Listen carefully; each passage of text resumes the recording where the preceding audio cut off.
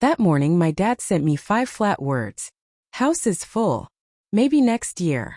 No explanation. No warmth. Just a quiet dismissal lighting up my phone like it had every right to be casual. I stared at the message, swallowed the sting, and typed back, "No problem." Because that's what you say when your heart learned years ago how to go numb without making a sound. I didn't fight it. I didn't call. Instead, I walked to the rain-blurred window of my Seattle apartment and watched the city drip in silver streaks. They had no clue what those 5 words had just set in motion. 1 week later, while their Portland house overflowed with curated warmth, matching napkins, and Marissa's guest list, my ranch in Montana held 200 people. Strangers, neighbors, wanderers, eating, laughing, filling the rooms with music and light they never imagined I could create. And when photos hit Facebook, let's just say the silence they loved so much finally cracked. Before I tell you everything, hit like and drop a comment. Has your own family ever left you out on purpose? Seattle rain is a special kind of loneliness, soft, endless, familiar. That morning, after Dad's message, I sat in my apartment and finally admitted something I pretended not to know. In my family, silence wasn't peace. It was punishment disguised as etiquette. I'm Vera Stone, 32, youngest of 3. My father, Robert Stone, runs a logistics company like it's a kingdom. My mother, Elaine, sets holiday tables that look like magazine covers. Every fork perfectly staged.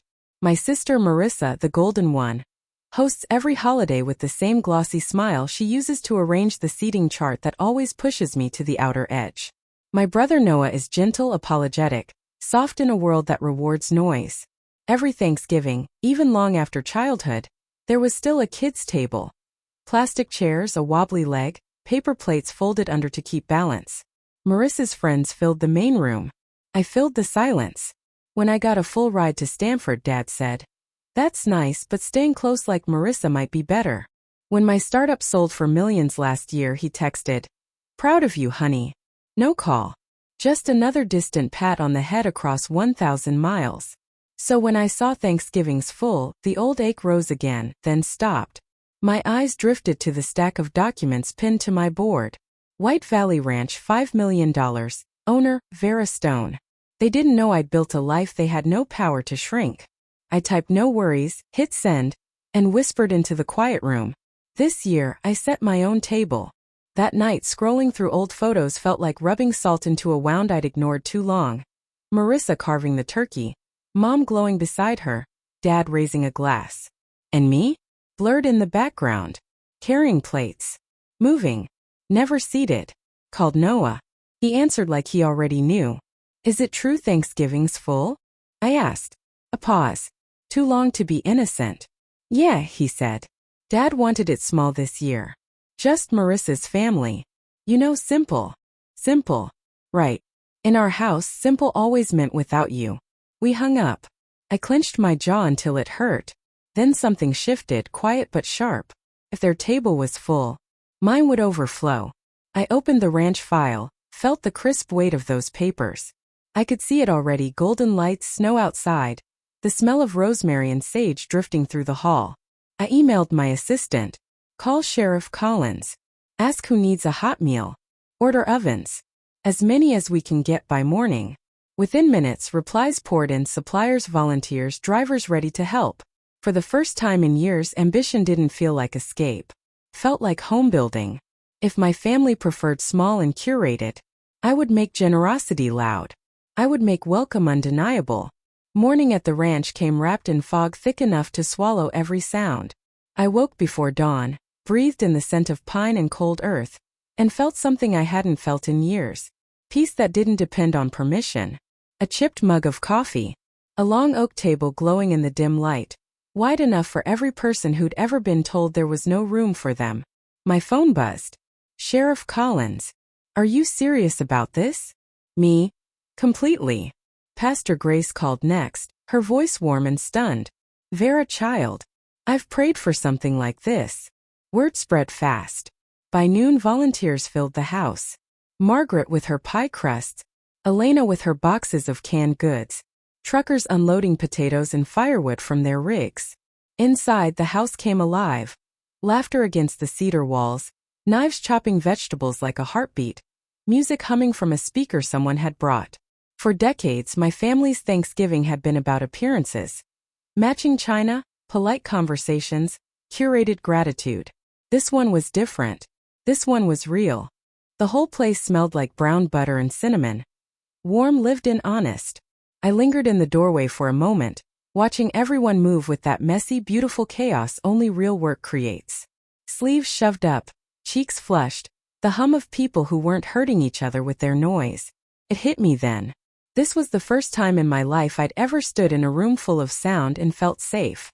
Marco and Jin, my old co-founders, burst in carrying boxes stacked up to their chins. "You opening another company?"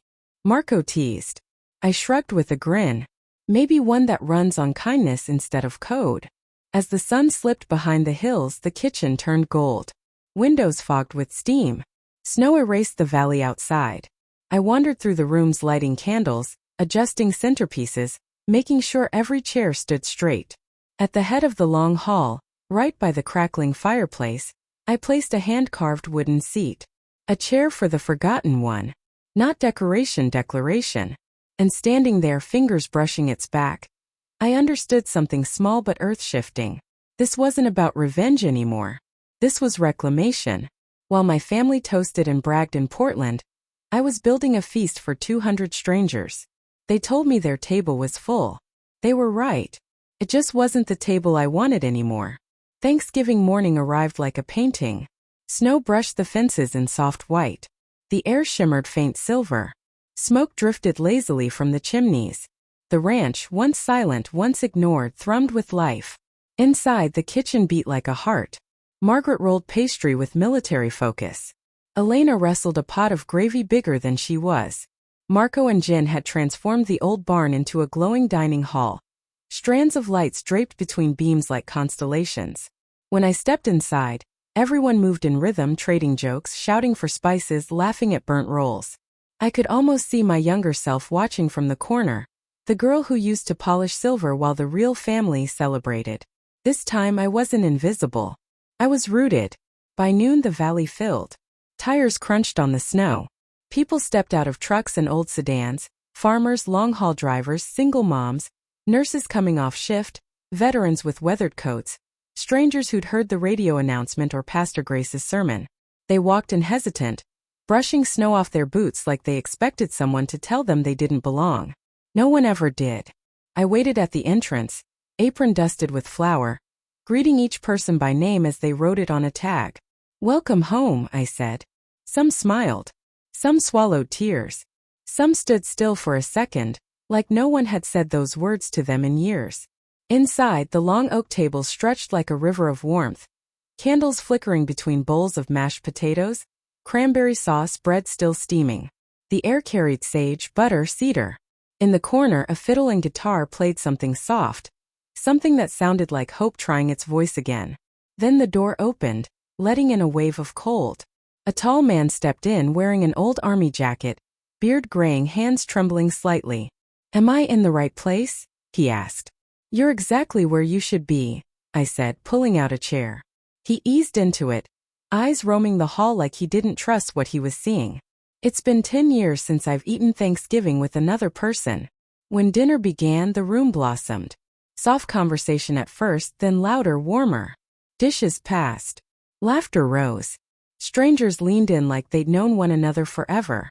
For the first time, the hall felt too small, not because of the bodies but because of the stories spilling over. Pastor Grace stood, raising her glass. "To the table with endless chairs," she said. "And to the woman who built it." I shook my head. "To everyone who chose to show up." Then Walt, army jacket, trembling hands, stood. His chair scraped the wood and the room stilled. "I lost my wife in 2013. He began. "Since then, it's been me and a microwave dinner every Thanksgiving. But tonight," his voice cracked, "tonight feels like she came back to sit beside me." A hush fell so deep even the candles seemed to listen. Then the applause began, slow, heavy, real. It rolled through the hall, filling every beam, every corner. Walt sat down, smiling through tears as laughter bubbled up around him. And in that moment I understood. I wasn't competing with the table my family denied me. I wasn't building a prettier version of theirs. I had created something entirely different. Something that was mine. Later, someone snapped a photo of me standing behind the long table. Candles glowing, faces lit with laughter. They posted it with the caption, "If your house doesn't have room, Montana does." By morning it had gone everywhere. Local news called it the Open Table Thanksgiving. Photos popped up everywhere. Walt's smile, the carved chair near the fire, the sign over the barn doors. Everyone has a seat. And then my phone began vibrating non-stop. At first I barely glanced at my phone. I thought it was another sale alert or some random notification. But then I saw the names lighting up my screen. Dad, Mom, Marissa, and a pressure bloomed in my chest. One message. Then 10. Then dozens. Dad, what did you do? Mom, people think we pushed you out. Do you know how that reflects on us? Marissa, seriously? You couldn't let me have one day without turning the spotlight? I stared at the same device that had delivered their rejection, now vibrating with their indignation. When the phone rang again, I answered. Dad's voice exploded through the speaker. Vera, you made us look cold. I took a slow sip of my coffee, eyes drifting across the empty plates in front of me. Did I? I murmured. Mom chimed in, soft but shaking. We just wanted a small Thanksgiving, sweetheart. Small, I repeated. Oh, you mean selective. That's not fair, Dad snapped. We assumed you were busy. I was, I said. Feeding 200 people you didn't have space for. The silence that followed felt thin as glass. Then another voice slipped onto the line. Aunt May. Calm. Precise. Dangerous. Robert. Elaine. I've heard enough, she said. You two have kept a table set for only yourselves your whole lives. And now you're shocked that one seat sits empty? Don't you dare guilt her for finally building one of her own. No one breathed. Even Marissa went quiet. You treat family like decor, Aunt May continued. Vera actually showed people what family is supposed to feel like. I didn't speak. I didn't need to. Finally, I said quietly, you told me Thanksgiving was full. And it was. Full of the right people. Dad released a frustrated breath. You made us look bad. A tiny smile tugged at my mouth. No, Dad. You did that yourselves. I hung up. Outside, snow drifted down in slow, soft sheets. Inside, volunteers were sweeping crumbs, laughing, scraping wax from the wooden tables. For years, I had twisted myself into knots trying to earn a seat at their table. I didn't realize until that night that I had outgrown it. Later, when the valley settled into silence, I walked to the carved chair by the hearth, the one we saved for whoever felt most invisible. I ran my fingers across the warm wood. For the one who felt unseen, I whispered. Looks like they finally noticed. And for the first time, I didn't need anyone to make room for me. I was already home. The next morning, the ranch smelled like the leftovers of joy, smoke, butter, melted wax. The long table was still cluttered with crumbs, like a battlefield where goodness had won. Outside, the snow had covered every footprint as if protecting the memory. I sat by the frosted window, scrolling through photos people had tagged me in, veterans, nurses, families smiling under the banner. Everyone has a seat. Comments flooded in. Faith in humanity restored. Wish I'd been there. And under a picture of Walt Briggs raising his glass. Her parents must be so proud. I didn't correct it. Some illusions don't need breaking. A week later, I sent a short message to my parents. Dinner. Sunday. Just us. They came. No entourage. No excuses. Just the three of us in the ranch kitchen. No speeches. No arguments. Finally, I told them the truth they'd never heard from me. You didn't lose me because I walked away, I said quietly. You lost me because I stopped begging to be let in. Mom's eyes filled. Dad stared into his mug. And for once they didn't argue. They listened. When they left, Mom paused at the doorway. You made something beautiful, Vera, she whispered. After their headlights vanished into the dark, I stood in the stillness. It didn't feel empty anymore. It felt earned. The next week, I hung a wooden sign over the barn. The open table every Thanksgiving. Not to prove anything. Not to spite them. But because I wanted a place for every person who had ever been told, no room. Every year since, when the first snowflakes fall, the ranch lights up. Lanterns glow. The tables stretch long. Strangers walk in like they were expected. No one asks who you are, only if you're hungry. The carved chair is still there by the fire. For the one who felt unseen. Some years I sit there.